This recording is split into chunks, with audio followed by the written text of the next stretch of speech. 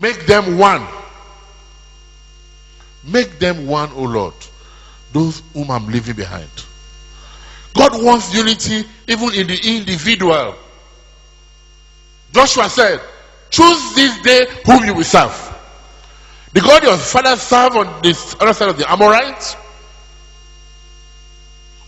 or the God that delivered you from the bondage in Egypt. And for me and my house, we will serve Yahweh, Jehovah the true God. This book of Revelation, it said, because you are neither cold nor hot, I will spew you out of my mouth. One of the challenges that we have in the church and in the home is that people have no unity in their own self.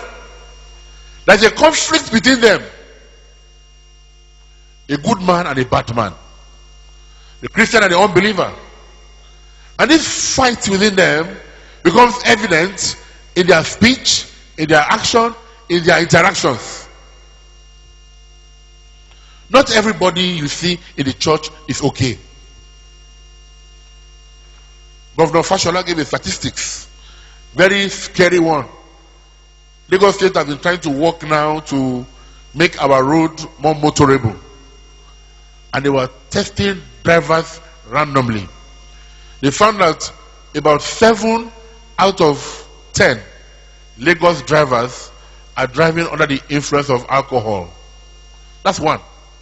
Again, they found that 6 out of 10 Lagos drivers are not mentally stable. You put it lightly. They don't kolo. And if you have that number of people on the road who are either mad or drunk,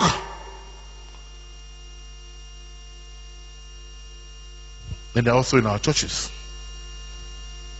They're also in our pews.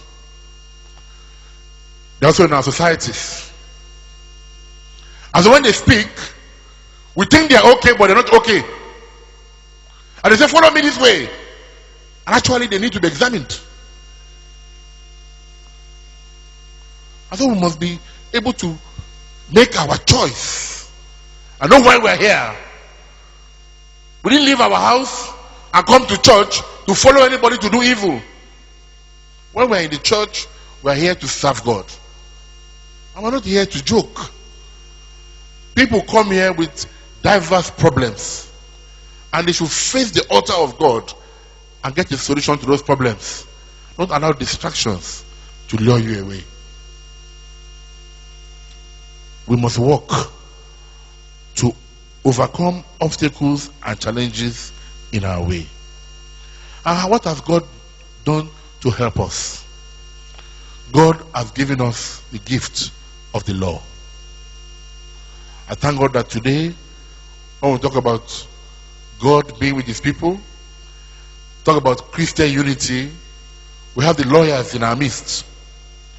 Because God, out of his love, has given us the Torah and the mitzvot, the law and the traditions, as a people to engineer us socially and to control and direct society in the way of righteousness and equality. It's the law that helps us to put up a barrier for decent, acceptable, and beneficial behavior for the growth and peace of society. And so I want to charge our lawyers who are here to continue to be judges with timorous souls, to make their rulings without any fear or favor. Why? Because ultimately we're going to account to God. And so, like the priest, the lawyer is also a servant of God and a person of the cloth, and he must uphold and defend the law of God. It is easy to destroy, but it's very difficult to build. I remember a wedding I attended. The woman had labored for more than 3 or 4 days to put up a wedding cake. As she came to the venue, of the reception, and she set up the cake about 9 or 10 towers. And everybody said, what a beautiful cake. And this small child was running and playing hide and seek. And the best place that she could hide was under the table that they put the cake. And so in less than a minute, the cake was destroyed. What took days and hours of effort took the child less than 3 seconds to destroy. Many of us must think about our lives. Think about the way we use our mouth. Think about the way we relate with others. Because wisdom and discretion are necessary to build. God has given to us in the church pastors, shepherds, to protect and to guard the flock of Christ.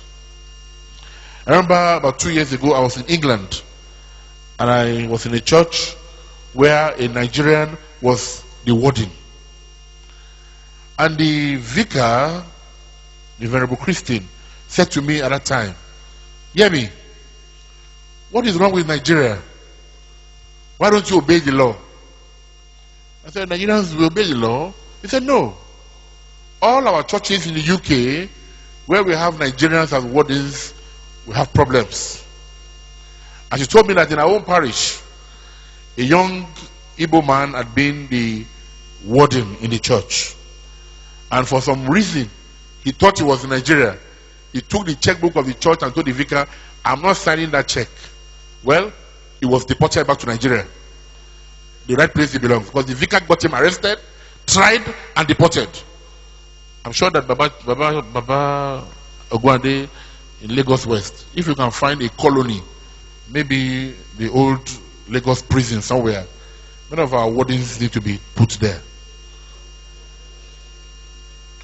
Many society presidents need to be put there. Because our church today has come to a situation where all of us who are called equally, none greater than the other, the pew, the clergy, and the laity, we are called together to sit down and deliberate on the progress of the church. But certain people sit down and think that they are the opposition party, and that they have a divine right to oppose whatever the church wants to do.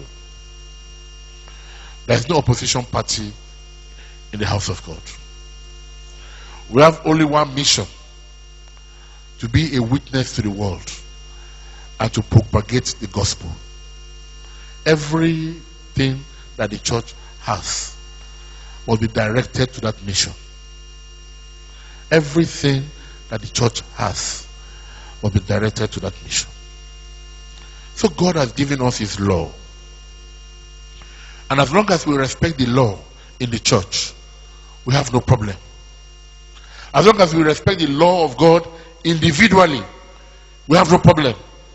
As long as we respect the law of God in the family, there's no problem. As long as the society respects the law, there's no problem. There's a crisis brewing now in the judiciary. I know that it's calculated to rubbish our judges. Certain people were indicted for the subsidy scam. And now, they are making a mockery of our judges by bringing them to the court and asking for bail. And I thank God for a judge I read last week. I didn't note the name, who said, why should this man go on bail?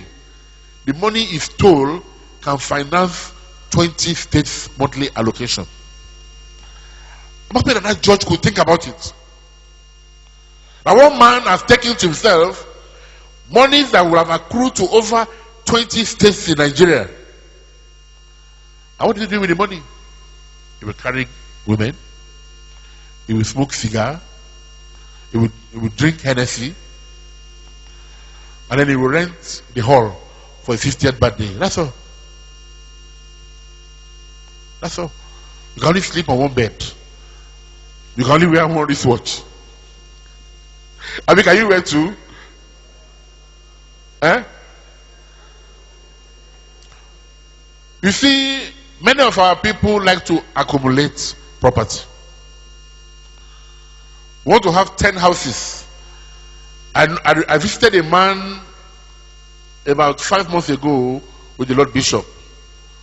And when we got to his house, there were 14 jeeps parked there. Member of the Anglican Church. And the bishop asked him, jokingly, he said, Baba, what are you doing with all these jeeps? And he went on to tell us, he said, those 3 are for me when I'm going to the office. Those 2 are for madam. Those 4 are for the children when they go to school, they carry them different schools. Those 2 are for sending people on errands. He honestly was explaining how he was using 14 jeeps. And what came to my mind, which I preached immediately I got to my church, when you see a mad person weary by the roadside, how do you know them? What is all around them? Empty cans, Abi? Empty tire. What again? Comb, kettle, wig, used wig. Abi? What of Igbo people? What do you call people that are not okay? Oyoshi or Oyara? Oyara. Abi? Oyara. When you see Oyara, he will go and look for one used tire and he will drive you. Say something is touching up there. And he will carry all kind of cloth, mosquito net. He will take, he will wear, what do you call it? Gele. Put asho okay with it. Put buba, put ankara. And we say the man is what? Oya. Oya what? When a man parks 14 jeeps in his house, what is he? When a man has 10 houses, what is he? When a man collects subsidy of 20 billion, what is he? Oyara. He said it's not correct. The same principle. The same principle.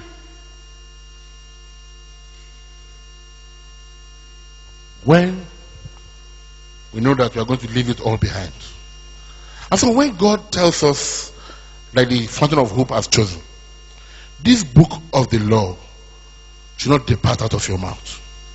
Meditate on it day and night. Observe to do what is according to it. Then your ways shall be prosperous, and then you shall have good success. Have I not commanded you? Be strong and of a good courage. Be not afraid, nor be dismayed, for the Lord your God is with you wherever you go. The law is the key. Observing the law guarantees both spiritual and physical progress. Observing the law of God, walking in his way, is what gives you a good success in life. Peter obeyed the law, and even though he had toiled all night, he said, cast your net on the right side. He did it and he got a whole load of fish. Abraham obeyed the law. He said, sacrifice your only child to me at Mount Moriah. And he went on Mount Moriah and said, here on this mountain, I offer you my son Isaac. At the raise of the knife, he said, no, don't touch that boy. Sacrifice that animal. And he said, indeed, Yahweh is Yireh, is the Lord that provides. And so those who obeyed God got a reward. In blessing, I will bless you. And in lifting, I will lift you up. And those that come before you one way, they will flee 7 ways. That is the promise of God for those who obey the law.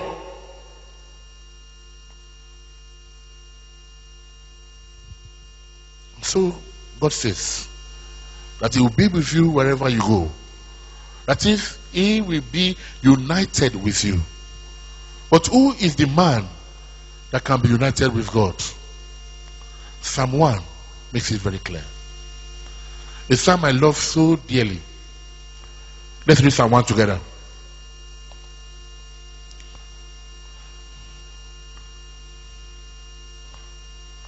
Blessed is the man who does not walk in the counsel of the ungodly, nor stand in the way of sinners, nor sit in the seat of the scornful. But his delight is in the Torah of Yahweh. And in this Torah does he meditate day and night. And he shall be like a tree planted by the rivers of water, that bringeth forth his fruit in his season. His leaf also shall not wither, and whatever he does, he shall prosper. But the ungodly are not so. They are like the chaff which the wind driveth. Therefore the ungodly shall not stand in the judgment, nor sinners in the congregation of the righteous. For the Lord knows the way of the righteous, but the way of the ungodly it shall perish. I pray that your way shall be the way of the righteous. I pray that your way shall be the way of the righteous. But for you to walk the way of the righteous, your delight must be in the laws of God. Your inspiration, your motivation in life must be in the law of God. What is this law? The summary is: love God with all your heart, love God with all your soul, love God with all your mind, love God with all your strength. And number two, love your neighbor as yourself. We are told that on these two commandments hang all the law and the prophets. And so God is speaking to us in his church, that he has good plans for us. He has a divine agenda for our prosperity, a divine agenda for our ending well. He says our leaf will not wither, and whatever we do shall prosper. But first of all, we must not walk in the counsel of the ungodly. We must not sit down with the scornful. We must not stand with sinners. My delight must be in the law of my God. That is, like under Psalmist says, blessed is the man that feareth the Lord. That should be your driving force. The fear of God. That you and I are here on probation. You and I are here for a short while. You and I are passing through this world. And we're not going to escape. We're going to stand before this God and give an account of everything we have done in our body. And so the lawyers are there to make us go aright, to judge us when we go wrong. But even more, God is there, before whose throne we shall appear in judgment. If Justice Philip summons you to a court, you can go and look for 15 SAN. And by the time you enter that court, for the next 14 years, until Justice Philip will retire, you and I will be playing legal gymnastics with each other. I don't have a date. I have a date. I'm on for motion for adjournment, for postponement, motion for continuance, motion for discontinuance, motion for objection, and all sorts of things. In the court of God, if you say objection, my Lord, an angel will slap you.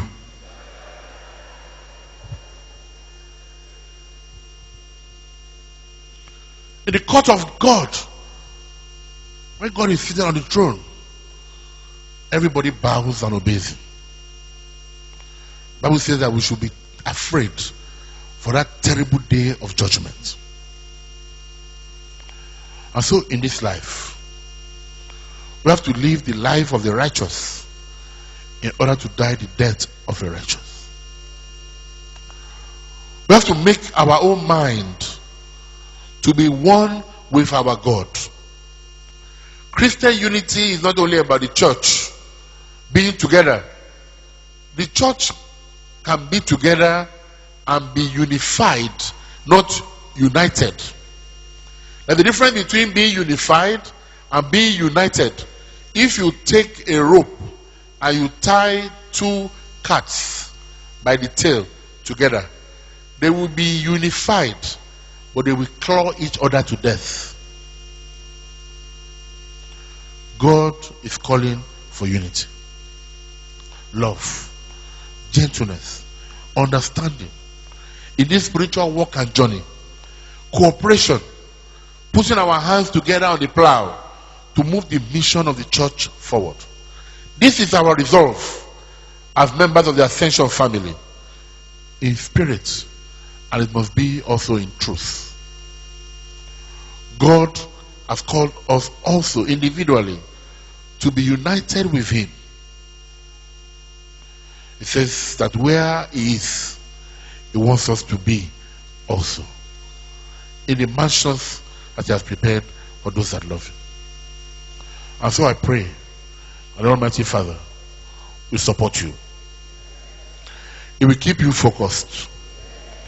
He will show you the right destination, and it will help you to make the right choice. Let us pray.